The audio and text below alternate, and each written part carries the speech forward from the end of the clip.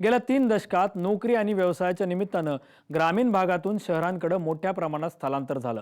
सध्या शहरात स्थायिक झालेल्या अनेक जणांचं बालपण खेड्यात गेलंय. त्यामुळे त्यांची नाळ शेती आणि गावाशी कायम जुळलेली आहे. नोकरी आणि व्यवसायात स्थिर झाल्यानंतर अनेक जण शनिवार रविवारी जाऊन आपल्या गावाकडील शेतात राबताना दिसतायत. शहरातल्या धकाधकीच्या जीवनातून शेतात गेल्यानंतर त्यांना समाधान वाटतंय. असंच काहीसं घडलंय उस्मानाबाद जिल्ह्यातील हिप्परगा इथल्या गिरीश देशमुख यांच्याबाबत. मुंबईत स्थायिक झालेले गिरीश देशमुख यांनी शेडनेट आणि शेततळ्याचा पाण्याचा वापर करून माळावर नंदनवन फुलवलंय. आज आपण संडे फार्मर गिरीश देशमुख यांच्या शेतीची यशोगाथा जाणून घेण्यासाठी उस्मानाबाद जिल्ह्यात जाणार आहोत.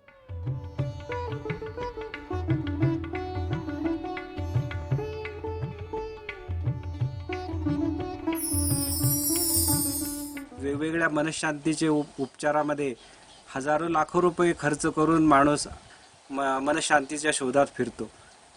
तर तुमच्या गावाची नाळ पकडा, गावात या, शनिवार रविवार का होईना इथल्या निसर्गाच्या इथल्या लोकांशी एकरूप व्हा आणि तुम्हाला मनशांती याद्वारेच मिळणार आहे. त्याच्यासाठी स्पेशलाइज क्लास करून किंवा लाखो रुपये खर्च करून, हजार रुपये खर्च करून बुवा बाईच्या नादी लागून मनशांती ही मिळणार नाही. निसर्गाकडे या. या प्रचंड आंब्याचा वृक्ष आहे, त्याच्या छायेमध्ये निवांत झोपा, काम करा, घाम गाळा. मनशांतीसाठी, आरोग्यासाठी मुंबईकर असलेले गिरीश देशमुख यांनी आपल्या गावची वाट पकडली आहे. देशमुख तसे मूळचे उस्मानाबाद जिल्ह्यातल्या लोहारा तालुक्यातल्या हिप्परगा रवा गावचे. औरंगाबाद इथल्या शासकीय अभियांत्रिकी महाविद्यालयातून 1987 मध्ये इलेक्ट्रिकल इंजिनिअरिंगची पदवी मिळाल्यानंतर त्यांना मुंबईत बेस्टमध्ये नोकरी लागली. सध्या ते बेस्टमध्ये अधीक्षक अभियंता म्हणून कार्यरत आहेत. गेल्या 30 वर्षांपासून ते पक्के मुंबईकर झालेत. त्यांचा शेती आणि गाव याच्याशी संपर्कही नव्हता. मात्र गेल्या 7 वर्षांपासून त्यांना शहरी जीवनातील बकालपणा अस्वस्थ करू लागला. पैसा आणि सुखसुविधा मिळाल्यानंतरही आपल्या जीवनात कमतरता जाणवू लागली. या अस्वस्थतेचं उत्तर त्यांना निसर्ग, शेती आणि गावात सापडलं. जवळपास 20 वर्षात मला शेतीकडे पाहणं शक्य झालं नाही. वडील माझी शेती करायचे, पण त्यांचं निधन झाल्यानंतर ही जबाबदारी माझ्यावर पडली. आणि तसेच माझ्या मनातून शेतीविषयी अतिशय आवड होती लहानपणापासून.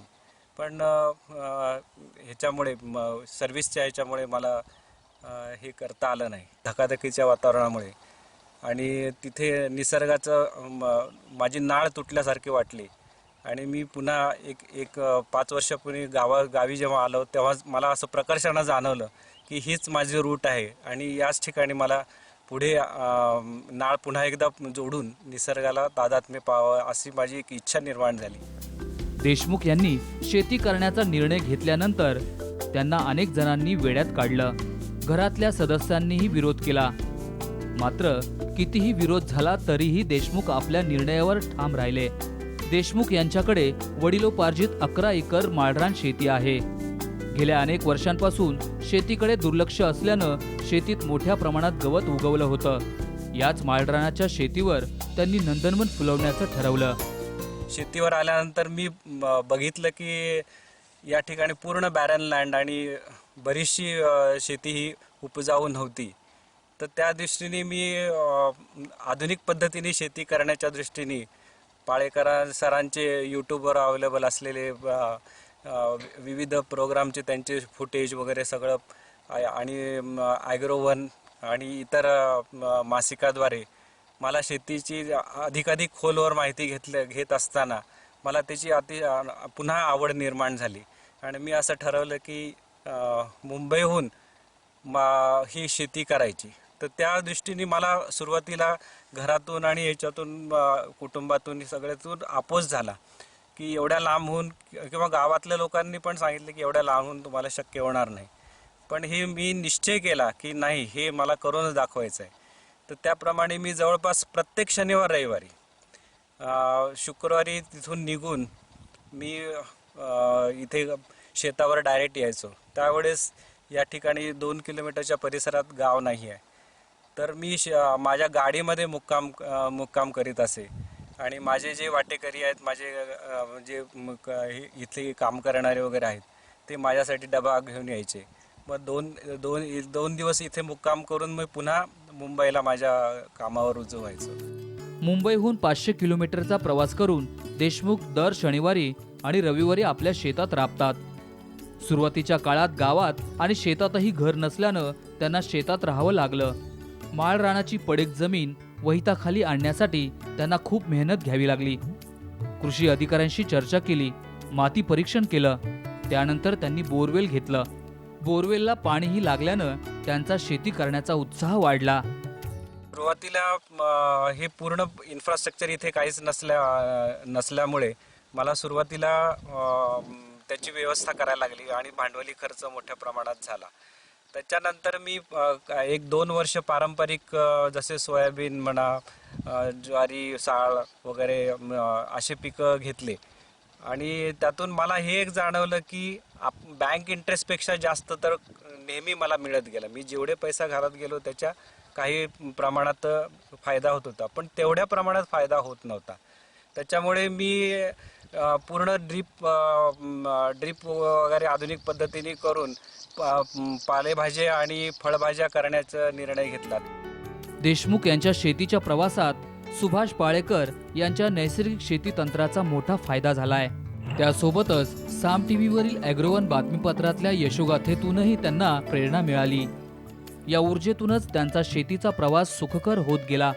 पाण्याची सोय झाल्यानंतर त्यांनी सुरुवातीला 2 ते 3 वर्ष पारंपरिक पद्धतीनं सोयाबीन, ज्वारी, भात, हरभरा यासारख्या पिकांची लागवड केली. पारंपरिक पीक पद्धतीतूनही त्यांना चांगलं उत्पन्न मिळालं. त्यानंतर त्यांनी पारंपरिक पीक पद्धतीचं क्षेत्र कमी करून आपला मोर्चा फळपीक आणि भाजीपाला पिकांकडे वळवलाय.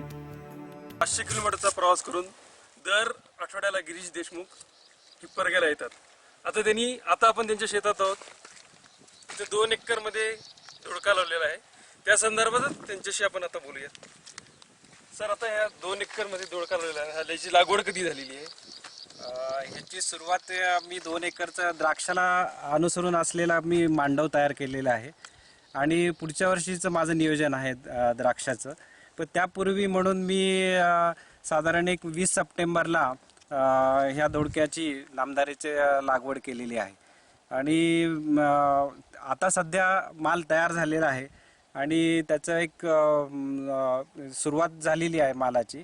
आणि इथं लोकल मार्केट आणि लातूर मार्केटला भाव देखील आता 30 रुपये 35 ते 40 रुपये किलो प्रमाणे माल आता निघत आहे. पाणी आणि खत देण्यासाठी तुम्ही कसं काय? पाणी आणि खत देण्यासाठी मी इथे नेटाफेमची ड्रीपची अरेंजमेंट केलेली आहे आणि त्याच्याद्वारेच मी खतं देतो. आणि पूर्वी याच्या आधी म्हणजे लागवडीच्या पूर्वी या ठिकाणी सेंद्रिय खतं आणि लिंबोळे पेंड वगैरे दिलेली आहे. तसेच श्री पाळेकर सरांच्या ह्याच्या प्रमाणे मी जीवामृताचे फवारे पण घेतलेले आहेत. याचा खूप चांगला परिणाम मला दिसून आलेला आहे. भाजीपाला पिकातून चांगलं उत्पन्न मिळतं, मात्र लागवडीची वेळ आणि बाजारपेठेची मागणी यांची सांगड न घातल्यास मोठं नुकसान सोसावं लागतं. त्यामुळेच देशमुख यांनी मागणीनुसार योग्य नियोजन करत 2 एकरमध्ये दोडक्याची लागवड सप्टेंबर महिन्यात केली आहे. दोडक्याची लागवड तुम्ही सप्टेंबर महिन्यातच का केली, हे महत्वाचं आहे, सांगा त्याच्याबद्दल. सप्टेंबर महिन्याचं वैशिष्ट्य असं आहे की या सीझनमध्ये या ठिकाणी सोयाबीनमध्ये जमिनी अडकलेल्या असतात जून, जुलै, ऑगस्ट, सप्टेंबर. आणि त्याच्यानंतर हा जो पिरियड आहे या ठिकाणी यावेळेस कुठलंही फळभाजीचं पीक येत नाही बाजारामध्ये आणि भाव देखील चांगला मिळतो. ऑगस्टमध्ये याच दोडक्याला 5 रुपये पण भाव नव्हता. पण मी त्याच वेळेस नियोजन केलं आणि आता बरोबर 1 महिन्याच्या अंतराने जेव्हा हे दोडके चालू झाले तर त्याचा भाव मला आता 35-40 रुपये किलो प्रमाणे मार्केटमध्ये भाव मिळत आहे. तर योग्य वेळी योग्य पिकांचं नियोजन करणं हे सक्सेसचा एक पहिली पायरी आहे असं मला वाटतं. लागवडीची योग्य वेळ आणि पिकाची निवड हे शेतीत यश मिळवण्याची पहिली पायरी आहे. देशमुख यांनी शेती करताना नैसर्गिक आणि आधुनिक शेती तंत्राचा सुरेख संगम साधलाय. जीवामृताच्या वापरामुळे दोडक्याला चकाकी आहे.